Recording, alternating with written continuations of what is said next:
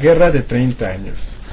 Denominan algunos historiadores actuales al periodo comprendido entre 1914 y 1945, que son los años de inicio de la Primera Guerra Mundial y del fin de la Segunda. Desde luego que en la historia del siglo XX es la fase más dramática, no solo por las guerras, revueltas y revoluciones ocurridas, sino porque, como consecuencia de dichos sucesos, se derrumbaron los mitos del progreso y la civilización europea. El historiador británico Eric Hobsbawm denomina a estos años como la era de las catástrofes, afirmando que no se trató de dos guerras mundiales, sino de una sola, interrumpida por el advenimiento del fascismo y la crisis de 1929.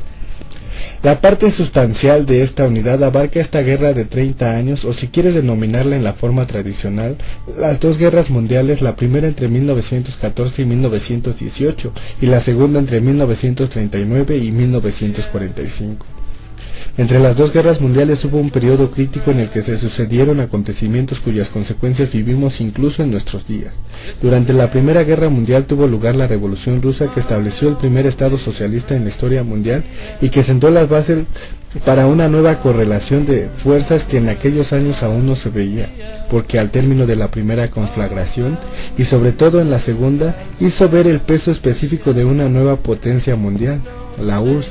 Otro importante suceso de los años de entreguerras fue la crisis económica surgida en 1929, que tendría consecuencias muy importantes como el establecimiento de una política intervencionista, el New Deal o Nuevo Trato, impuesto por el presidente de Estados Unidos, Roosevelt. Otra consecuencia de la crisis fue, de alguna manera, el advenimiento del fascismo, que tuvo sus modelos más destacados en Italia, Alemania, España y el Japón. Con los regímenes fascistas y el establecimiento de una paz precaria y discutible a raíz del fin de la Primera Guerra Mundial, se sentaron las bases para el estallido de la segunda conflagración. También veremos la situación de la América Latina y sus conflictivas relaciones con los Estados Unidos, así como...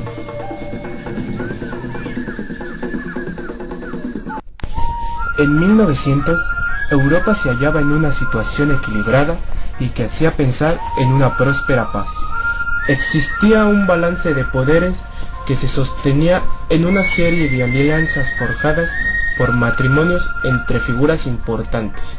La sangre del rey Jorge V de Inglaterra se había mezclado con la del zar Nicolás II de Rusia, y la del Kaiser Guillermo II de Alemania con la del emperador Franz Joseph de Australia. El desarrollo comercial marítimo era próspero para Inglaterra. Alemania se había convertido en un gigante industrial con eficientes y crecientes fábricas, y su marina crecía rápidamente.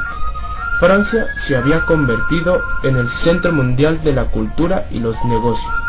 Rusia era una sutil monarquía, aunque decadente, poseía figuras poderosas de la literatura y el arte, y aunque su ejército no contaba con suficiente tecnología bélica, era enorme. Austria se caracterizaba por estar siempre al borde de dividirse en fragmentos étnicos. En Estados Unidos, Woodrow Wilson guiaba al gigante norteamericano con óptimas y pacíficos sueños. La mayoría de los estadounidenses de esa época pensaban que las guerras europeas no eran de su incumbencia. Todo parecía ir bien en el mundo, pero el 28 de julio de 1914 en Bosnia, el archiduque Francisco Fernando, heredero al trono austrohúngaro, y su esposa Sofía fueron asesinados por un estudiante de 20 años. Él pertenecía al grupo radical nacionalista Serbio Mano Negra. Con 2 disparos acabó con su existencia. Esto fue uno de los detonantes de la Primera Guerra Mundial.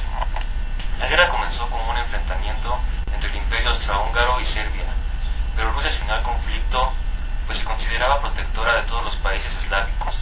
Tras la declaración de guerra antihúngara, Rusia, el 1 de agosto de 1914, entró al conflicto.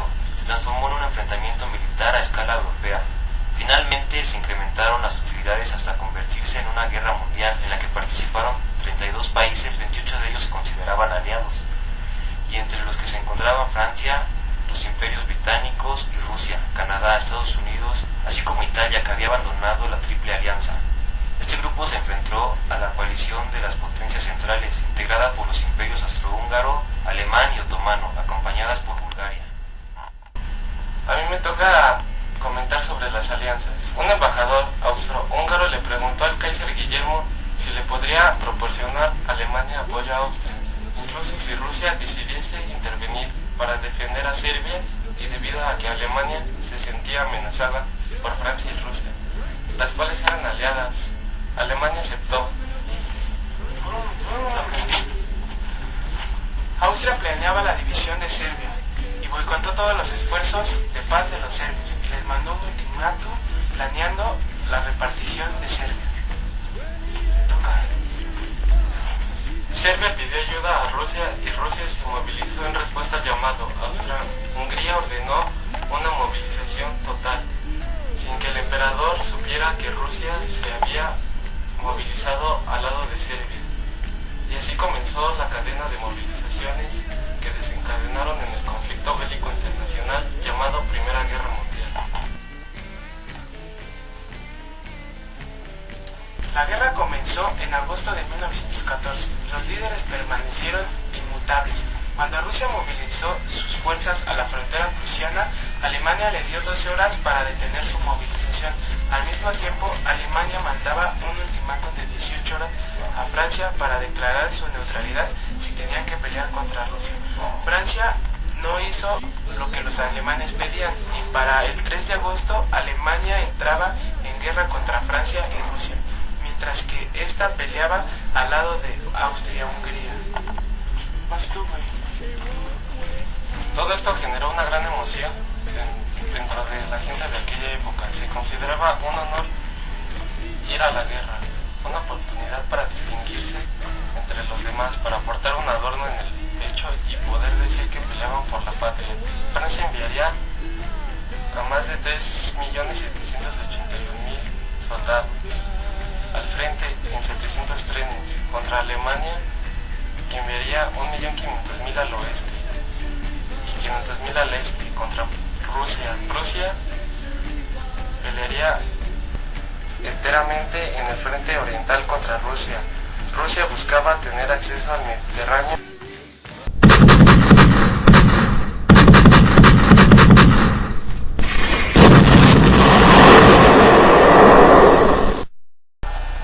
Artillería. Ahí surgirían las primeras armas secretas de la guerra, enormes armas de asedio como cañones con proyectiles de 420 milímetros, del tamaño de un hombre.